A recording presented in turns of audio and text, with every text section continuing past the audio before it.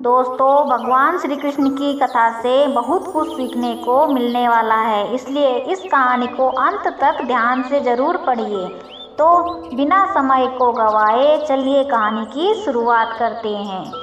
दोस्तों, इस कहानी की शुरुआत होती है एक बिजनेसमैन से, जो अपने बिजनेस को लेकर काफ़ी चिंता किया करता था कि क्या होगा आगे आने वाले कल में और कैसे काम आगे बढ़ेगा और उनके इस व्यवसाय को उनका बच्चा संभाल पाएगा या नहीं। दोस्तों, उस बिजनेसमैन का एक लड़का भी था जो उनसे काफ़ी बार कहा करता था कि पापा, आप मुझे हमारे इस बिजनेस को संभालने का एक मौका दीजिए, क्योंकि अब मुझे भी बिजनेस करना आ गया है।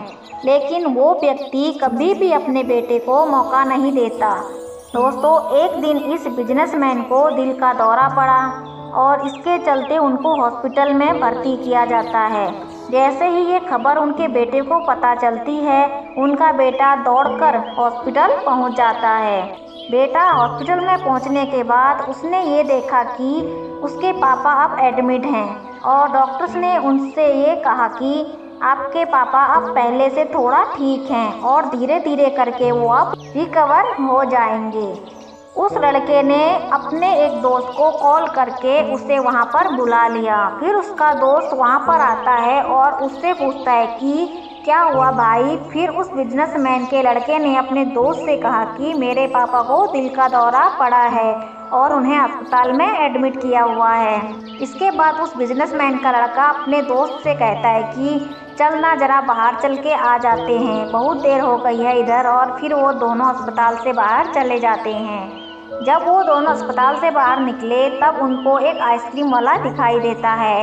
फिर उस बिजनेसमैन के लड़के ने अपने दोस्त से कहा कि भाई आ जाओ, आइसक्रीम खाते हैं। ये बात सुनकर उसका दोस्त थोड़ा चौंकता है और मन ही मन कहता है कि अरे ये क्या पागलपन है, पापा अंदर भर्ती हैं और ये यहाँ पर आइसक्रीम खाने की सोच रहा है। फिर उन दोनों ने आइसक्रीम खरीद ली और वो दोनों आइसक्रीम खाने लगे। लेकिन उसका जो दोस्त था उससे रहा नहीं गया और उसने अपने दोस्त से पूछ लिया कि भाई, मुझे समझ नहीं आ रहा है कि तुम्हारे बिजनेस का आगे क्या होगा और तुम्हारे पापा की तबीयत भी ठीक नहीं है और तू यहाँ आइसक्रीम खा रहा है, मुझे कुछ समझ में ही नहीं आ रहा है। फिर ये जो बिजनेसमैन का लड़का था और उसने जो बात कही उसे आप ध्यान से पढ़िएगा और सुनिएगा। उसने अपने मित्र से कहा कि मुझे ये मालूम है कि तू ये सोच रहा होगा कि मेरे पापा एडमिट हैं और मैं यहाँ आइसक्रीम खा रहा हूँ और मज़े कर रहा हूँ, पर ऐसा कुछ नहीं है, क्योंकि मैं भगवान श्री कृष्ण का बहुत बड़ा भक्त हूँ और उनकी दो बातें हमेशा अपनी ज़िंदगी में याद रखता हूँ। पहली बात, जो हम सबको पता है कि काम करना है और फल की चिंता नहीं करनी है, इसलिए जो होगा देखा जाएगा।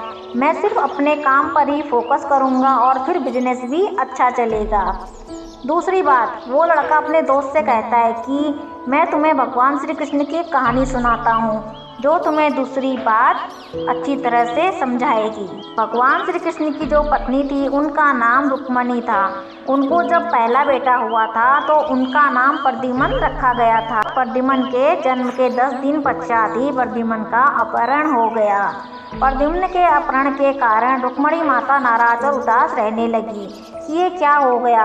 भगवान श्री कृष्ण रुक्मणी माता से कहते थे कि चिंता मत करो, क्योंकि प्रद्युम्न जहाँ भी होगा वहीं पर ठीक होगा। लेकिन इतना समझाने के बावजूद भी रुक्मणी माता अपने बच्चे की चिंता में उदास और निराश रहती थी और इस तरह चिंता करते करते रुक्मणी माता के 18 साल बीत गए।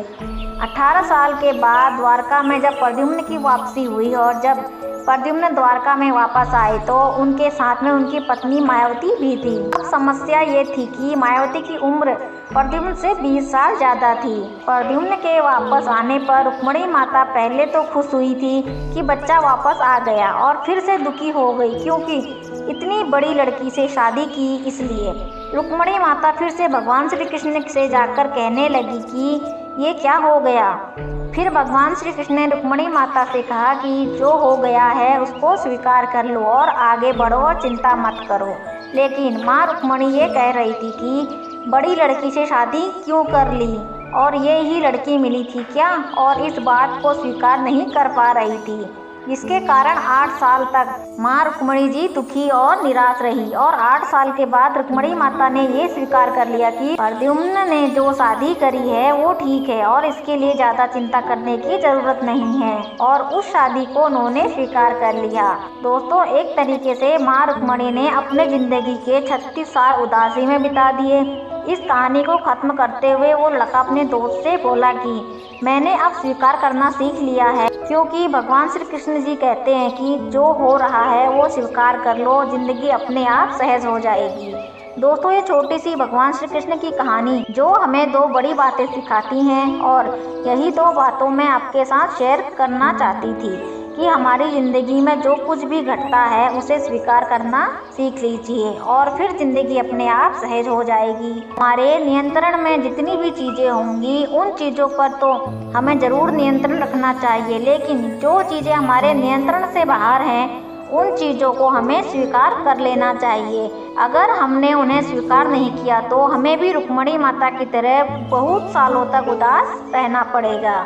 दोस्तों, भगवान श्री कृष्ण की यह कहानी आपको कैसी लगी और आपको इस कहानी से क्या सीखने को मिलता है, ये हमें नीचे कमेंट बॉक्स में कमेंट करके ज़रूर बताएं। इसके साथ ही अगर आपको भगवान श्री कृष्ण की ये कहानी पसंद आई होगी तो इस कहानी को अपने दोस्तों के साथ अवश्य ही शेयर कीजिए और हमारे चैनल को सब्सक्राइब कीजिए।